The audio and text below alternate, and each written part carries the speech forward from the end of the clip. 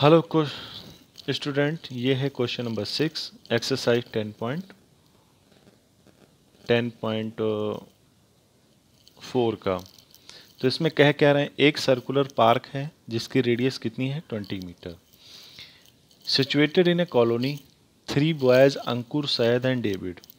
तो मान लीजिए ये एक सर्कुलर पार्क है, यहाँ पे अंकुर खड़ा है, यहाँ पे सईद खड़ा है और यहाँ पे डेविड खड़ा है।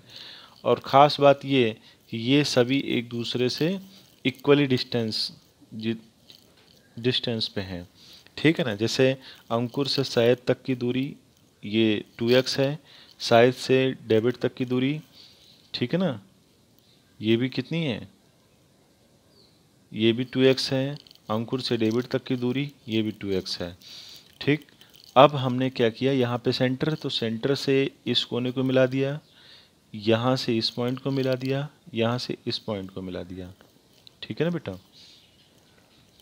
तो ये देखा जाए तो ये बन गया एक सेंट्रॉयड। ठीक है ना। सेंट्रॉयड वो पॉइंट होता है जहाँ से ऐसे पूरा सर्किल खींचा जा सकता है, मतलब इस सर्किल का सेंटर कहलाएगा सेंट्रॉयड। ठीक है ना। तो एस से परपेंडिकुलर ड्रॉ कर दिया, समझो कि एस से परपेंडिकुलर ड्रॉ कर दिया ए डी पे, और डी से परपेंडिकुलर ड्रॉ कर दिया किस पे, ए एस पे, और ए पॉइंट से परपेंडिकुलर ड्रॉ कर दिया ए एस पे। तो ये देखा जाए तो बेटा मीडियन है सबके। ठीक है ना। जैसे एस डी का मीडियन ये ए पी माना जाएगा, इसी तरह से ए डी का मीडियन एस आर माना जाएगा, और इसी तरह से ए एस का मीडियन डी क्यू माना जाएगा। ठीक है ना। ये सभी क्या है, मीडियन है, और ये सारे मीडियन जहाँ पर मिलते हैं उसको सेंट्रॉयड कहते हैं। ठीक, बात समझ में आई। किसी सर्किल का सेंट्रॉयड पता करना हो तो तीनों पॉइंट से मीडियन खींच दो उसके लिए। ठीक है। तो इसलिए हमने यहाँ पे लिखा है कि S P is equal to P D is equal to P R is equal to A R is equal to A Q is equal to A S, ये सभी कितने हैं, एक्स हैं। अब हम बात करते हैं बेटा ट्रायंगल ओ पी डी की। ओ पी डी की, सबसे पहले ओ पी डी की बात कर लो। तो बेटा हम ये एक तरह के राइट एंगल ट्रायंगल है।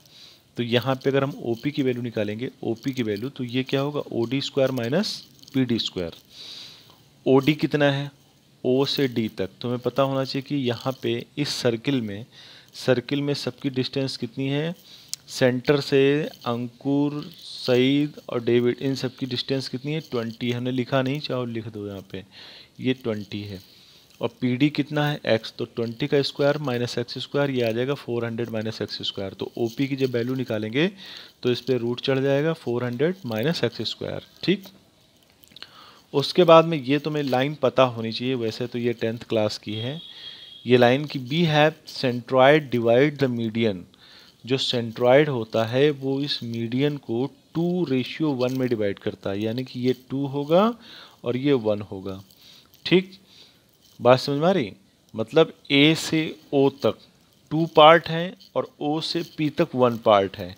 तो हमने ओ पी निकाला है, तो जब OP निकाला है तो AP क्या होगा, AP होगा बेटा, भाई OP हमने निकाल दिया है तो AP क्या होगा, AP होगा 2AO प्लस OP 1 OP। ये फार्मूला बनेगा जाके, अगर हम रेशियो के हिसाब से देखें तो हमने क्या कर दिया,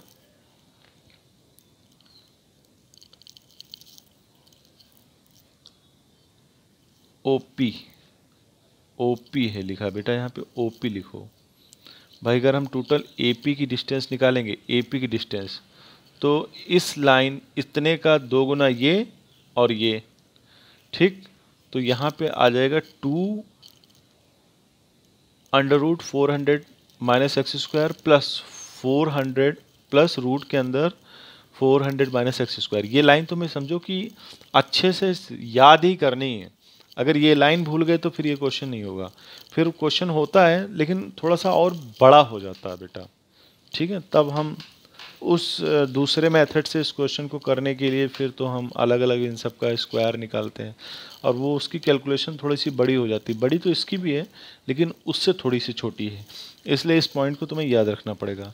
अब देखो 2√400 square minus 400 minus X square plus root के अंदर 400 माइनस एक्स स्क्वायर, तो ये हो जाएगा 2n1 3√400 माइनस एक्स स्क्वायर। अब हम बात करते हैं बेटा किस ट्रायंगल की, APD की, और इसमें हम PD निकालें। अगर हम PD निकालने बैठे हैं तो PD का फार्मूला क्या होगा, AD का स्क्वायर माइनस PD का स्क्वायर।